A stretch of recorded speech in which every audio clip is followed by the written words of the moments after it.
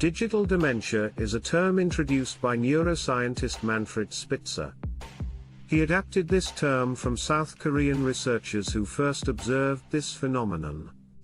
Dementia is the loss of cognitive functioning, thinking, remembering, and reasoning, and behavioral abilities to such an extent that it interferes with a person's daily life and activities.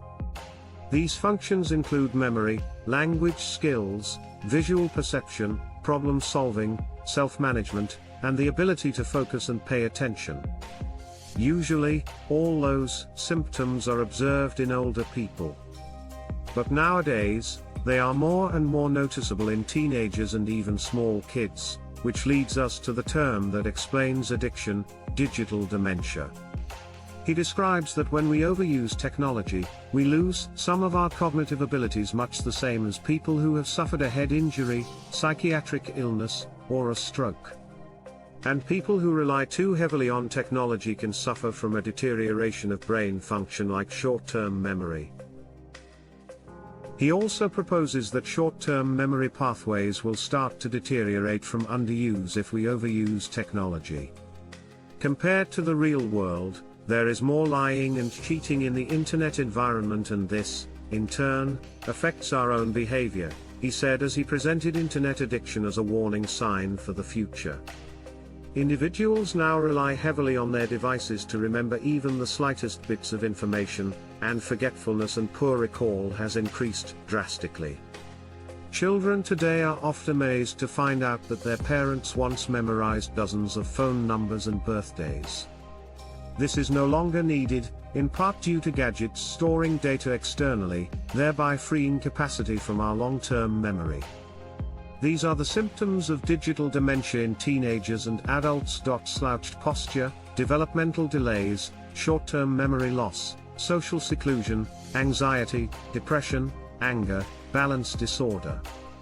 And these are the signs of digital dementia in kids: flexor-dominant posture, developmental delays, inability to remember number patterns of directions, social seclusion, lack of motivation, anxiety and depression, forgetfulness, anger for no apparent reason, uncoordinated movement pattern.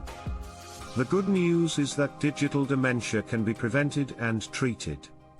Our brains have the ability to keep learning and growing as we age. If we make the effort to do so, it could help to stave off conditions. Like many things in life, this requires balance. In our world, where so much of life has transferred into virtual spaces, it is not realistic to suggest abandoning devices and screens. There's no need to throw away your smartphone. But we can all make an effort to reduce screen time and find other ways to interact with people and with the world around us.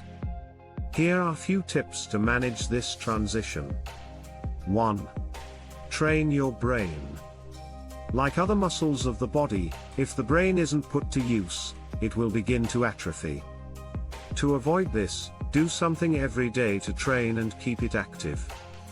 Games such as crossword puzzles, Sudoku, and board games are all helpful. Painting and practicing a musical instrument are also great ways to build and maintain cognitive skills, with the added benefit of taking a break from screens. 2. Reduce screen time. Parents should not feel pressured to introduce technology during the early years of a child's life. Early childhood development professionals broadly agree that TV and digital devices need not be introduced to children under the age of 2. Also suggest keeping the bedroom and mealtimes screen-free. 3. Increase playtime. The act of moving, especially outdoors, can activate the sensory cortex of the brain, developing fine motor pathways in the process, and improving balance and posture. Spending time outside and away from screens is vitally important for all age groups, children, adults, and the elderly. It's important to remember that technology is a fantastic tool, but like anything, it should be used in moderation. By taking regular breaks and engaging in cognitive exercises, we can maintain our cognitive function and prevent digital dementia from taking hold. Thanks for watching. If you enjoyed this video, Don't forget to give it a thumbs up and subscribe to our channel for more informative content.